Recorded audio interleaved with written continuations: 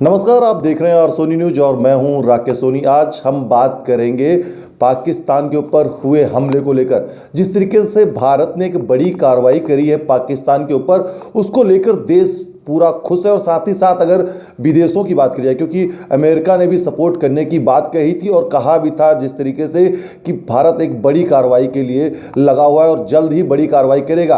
और भारत की कार्रवाई हो चुकी है। जिस तरीके से देखा जाए, आज 13 दिन बाद भारत ने तड़के सुबह मंगलवार को ही पाकिस्तान के ऊपर एक बड़ी कार्रवाई करी है। आज हमारे साथ बीजेपी के नेता मुकेश शर्मा है। हम उनसे बातचीत करेंगे कि किस तरीके से मोदी जी का 56 इंच का सीना जो है अब बढ़ गया होगा। क्योंकि जिस तरीके से कहा जाए, एक वायुसेना जो बड़ी कार्रवाई करी, क्योंकि खुद देश के प्रधानमंत्री हैं, उन्होंने खुद सेना के हाथ खोल दिए थे और सेना को पूरी छूट दी थी कि आपको जो करना है वो करिए। उसी पर चर्चा करने के लिए आज हमारे साथ युवा नेता हैं जो बीजेपी के मुकेश शर्मा, उनसे हम बात करेंगे। मुकेश जी, आपका बहुत बहुत स्वागत है आर सोनी न्यूज पे।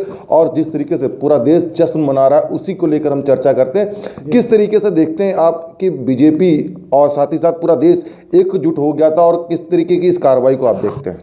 देखिए, जब पुलवामा हुआ था, ये तभी तय हो गया था। देश की भावनाएं पूरे उबाल पे थी। शहीद जो कायरतापूर्ण कार्रवाई पाकिस्तानियों ने की थी, पाकिस्तानी ऑक्युपाइड कश्मीर से जो आतंकवादी कैंप चलते हैं वहाँ से जो कार्रवाई हुई, तो उनके ऊपर जो देश का पूरा देश गुस्से में था, देश पूरे उबाल पे था। मोदी जी ने तभी कह दिया था कि देश पूरा गुस्से में है और ये जो लोग जो इस हमले के पीछे हैं, ये खुद नहीं जानते ये कितना बड़ा काम कर गए हैं। इसकी सज़ा उनको भुगतने को मिलेगी। और जब भी कोई लड़ाई लड़ी जाती है, वो दो स्तर पे लड़ी जाती है, एक कूटनीतिक स्तर पे, एक सामरिक स्तर पे। कूटनीतिक स्तर पे भी भारत ने लड़ाई लड़ी है और सामरिक स्तर पे आपने बताया अभी। कूटनीतिक स्तर पे हमने सभी देशों से पाकिस्तान को अलग थलग करने का काम किया। यूएन में भी हमने उनको अलग थलग किया है। और सभी देश कूटनीतिक स्तर पे सभी देश, चाहे वो अमेरिका हो, इजराइल हो, जापान हो, कोरिया हो, रशिया हो, सभी देश हमारे साथ खड़े हुए थे। कोई भी पाकिस्तान के साथ नहीं था। हमने कूटनीतिक स्तर पे अलग किया और सामरिक कार्रवाई अब हमने की है उनके हमने जो सुबह आपने बताया भी 3:30 बजे हमने एयर स्ट्राइक किया है। जो पाकिस्तान का खैबर पख्तूनवा एरिया है, वहाँ पे बालाकोट में हमने एयर स्ट्राइक किया है, जहाँ पे हमने मिराज 2000 जहाज की से 1000 से ज़्यादा किलो का हमने बम विस्फोट वहाँ पे किया है। और उसमें ऐसी खबर आ रही है कि 300 से 400 लोग मारे गए हैं। अच्छा, क्या लगता है मुकेश जी, यहीं पे रोकूंगा आपको, कि जिस तरीके से, क्योंकि पाकिस्तान ने अभी तक भी ये साफ नहीं किया कि कितने लोग मरे हैं। क्या लगता है कि कहीं ना कहीं अगर आंकड़ा पेश करेगा तो उससे एक बार फिर से जो दूसरे देश है जिनका वो हमेशा सपोर्ट लेता है, लगता है वो लोग पीछे हट जाएंगे? क्योंकि पाकिस्तान हमेशा कहता है कि हमारे पास आतंकवादी लोग नहीं है। क्या इस वजह से उसने अभी तक आंकड़े जो हैं वो साफ नहीं किए हैं कि कितने लोग मरे हैं, कितने आतंकवादियों को हिंदुस्तान की वायुसेना ने ढेर किया? देखिए, इस जो हमला हुआ है, जो हमारे सैनिक मारे गए थे, उसके बाद हमने 12 दिन इस पूरी कार्रवाई को करने में लिए। उसमें हमने यही चीज़ें तय की थी कि हमें किस तरह से स्ट्राइक करना है। जब हम सर्जिकल स्ट्राइक करते हैं तो उसमें जो है एक जो एलिमेंट होता है, जो मेन एलिमेंट होता है, सरप्राइज एलिमेंट होता है। सर्जिकल स्ट्राइक यहाँ पे पॉसिबल नहीं थी क्योंकि पाकिस्तान को पता था इंडिया रिटेलिएट करेगा। तो हमारे पास एक ये जो एयर स्ट्राइक का एक ऑप्शन था। और इसमें जो पाकिस्तान की आप बात करें, पाकिस्तान हमेशा किसी भी तरह की मार जब उस पर पड़ती है उसको डिनाई करता है। 1971 के युद्ध की मैं बात करना चाहूँगा। बांग्लादेश से जब युद्ध हुआ था पाकिस्तान का, तो वहाँ पे अंतिम 2 दिनों तक पाकिस्तान मना करता रहा कि हम बहुत अच्छे तरीके से इंडिया को डिफेंड कर उनसे लड़ रहे हैं। लेकिन 2 दिन के अंदर उसने सरेंडर कर दिया। उरी हुआ तो उसने डिनाई किया कि हमारे यहाँ कुछ नहीं हुआ है। यहाँ भी यही होने जा रहा है। मैं आपको बता दूँ, कोई भी रिटेलिएट पाकिस्तान नहीं करेगा। क्योंकि पाकिस्तान अगर रिटेलिएट करेगा, किस तरह से करेगा? अपने लोगों को क्या बताएगा कि हिंदुस्तान के सैनिक आए, हिंदुस्तान के हवाई जहाज आए और हमें पीट के चले गए, हमें मार के चले गए। दुनिया में उसको अपने लोगों को क्या मुंह दिखाएगा? पाकिस्तान कभी इसको नहीं कहेगा। और दूसरी बात मैं इसमें एक और बता दूं, जो ये एयर स्ट्राइक हुई है, इसमें किसी भी सिविलियन की जान नहीं गई है। और यूएन में वो किस मुंह से लेके जाएगा? हमने आतंकवादी कैंपों पे हमला किया है, आतंकवादी मारे गए हैं, ना कि कोई सिविलियन। और हमारे जितने भी वायु सैनिक है वो सकुशल लौटे हैं। और इसमें किसी भी तरह का पाकिस्तान के पास जिस तरीके से, क्योंकि जश्न का माहौल है, पूरा देश जश्न मना रहा, लेकिन कहीं ना कहीं राजनीति भी चालू हो चुकी है।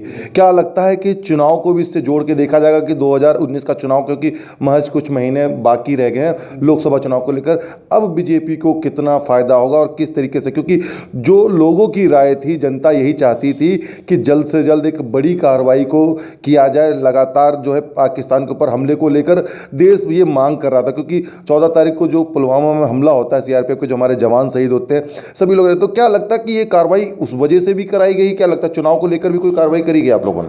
देखिए, इस तरह की स्ट्राइक का चुनाव से कोई लेना देना नहीं है। लेकिन हाँ, कुछ दिन क्योंकि समय लग रहा था तो कुछ लोग 56 इंच के सीने पे उंगली उंगली उठाने लगे थे। 56 इंच के सीने पे देश को भरोसा था, लेकिन कुछ पार्टियों का भरोसा नहीं था। देश का भरोसा हमेशा मोदी जी पे था और अपनी वायुसेना पे था, अपने फौजी भाइयों पे था, और उन्होंने करके दिखाया है। तो जो लोग इस पे क्वेश्चन मार्क लगा रहे थे कि क्या करेंगे नहीं करेंगे, उनको करके दिखाया है। इसका चुनाव से कोई लेना देना नहीं है। हमारे शहीद बलिदान हुए थे, उनका बदला हमें लेना था। देश की भावनाएं पूरे उफान पे थी और देश आज खुश है। देश मोदी जी के साथ है, देश की इमोशंस मोदी जी के साथ है और देश का पूरा भरोसा मोदी जी के साथ है। मैं आपको बता दूं, जो इसमें मैं एक बात जरूर कहना चाहूँगा, जो भरा नहीं है भावों से, बहती जिसमें रसधार नहीं, हृदय वो नहीं वो पत्थर है जिसमें स्वदेश का प्यार नहीं। तो देश से जिसको प्यार नहीं है वही लोग इस पे क्वेश्चन मार्क लगा रहे थे। बाकी पूरा देश मोदी जी के साथ था, उन्हें भरोसा था कि कोई ना कोई बदला जरूर जल्द से जल्द लिया जाएगा और मोदी जी ने वो करके दिखाया है। अच्छा, तो क्या लगता है जिस तरीके से जो हमारे आरसो न्यूज़ के दर्शक हैं वो ये जरूर जानना चाहते हैं, क्योंकि आप खुद बीजेपी से जुड़े हुए हैं, क्या लगता है जिस तरीके से जो चीज़ें बैन कर दी गई थी, जो चीज़ों पर पहले हिंदुस्तान ने अब रोक लगाई थी पाकिस्तान के अंदर नहीं जाएगी, वो चीज़ें लगातार रहेंगी कि इस कार्रवाई के बाद क्या फिर से रिश्ते आप लोग जोड़ने की कोशिश करें? क्योंकि लगातार पाकिस्तान फिर से यानी कि गिड़गिड़ा के हिंदुस्तान के पैरों तले आता है और लगातार गिड़गिड़ा कर समझौता करने की कोशिश करता है। क्या इस बार फिर से आप लोग यानी इस कार्रवाई के बाद क्या हिंदुस्तान और पाकिस्तान के रिश्ते फिर से बेहतर बनाने की कोशिश करेंगे? देखिए, अभी तो मुझे इस तरह का कुछ भी दिखाई नहीं देता है। उन्होंने हमारे जो पड़ोसी मुल्क है अफगानिस्तान के राष्ट्रपति से भी गुहार लगाई है कि हिंदुस्तान से हमारे रिश्ते ठीक करने में हमारी मदद कीजिए। लेकिन जिस तरह का कार्यवाही उन्होंने की है, आतंकवाद और रिश्ते साथ साथ नहीं चल सकते।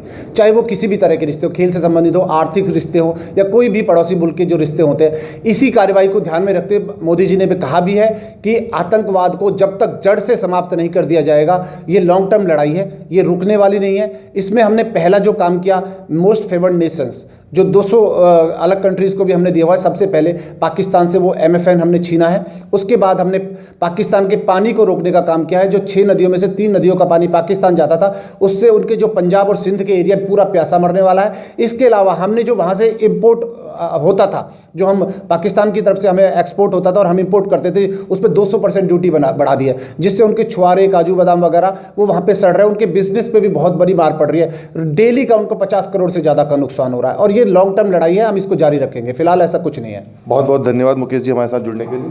धन्यवाद। बिल्कुल, जिस तरीके से हमारे साथ बीजेपी युवा नेता ने बताया कि लगातार जो रिश्ते अगर जो खराब हो चुके हैं वो इसी तरीके से रहेंगे और ये अभी शुरुआत है। अब आने वाले वक्त तक तय किया जाएगा कि क्या इस बार जो हमला हुआ है स्ट्राइक 2, जिस तरीके से कहा गया है कि सर्जिकल स्ट्राइक 2 करी गई है, क्या अगर पाकिस्तान अगर हिंदुस्तान को छेड़ेगा तो क्या फिर वो इसी तरीके से मोदी जी हैं जो और उनकी जो सेना है वो बदला लेगी? आरसो न्यूज़ की खबरों को देखने के लिए आज ही हमारे यूट्यूब चैनल को सब्सक्राइब करें और लॉगिन करें www.arsonews.com, जहां पर आपको देश दुनिया की तमाम वो खबरें मिलेंगी।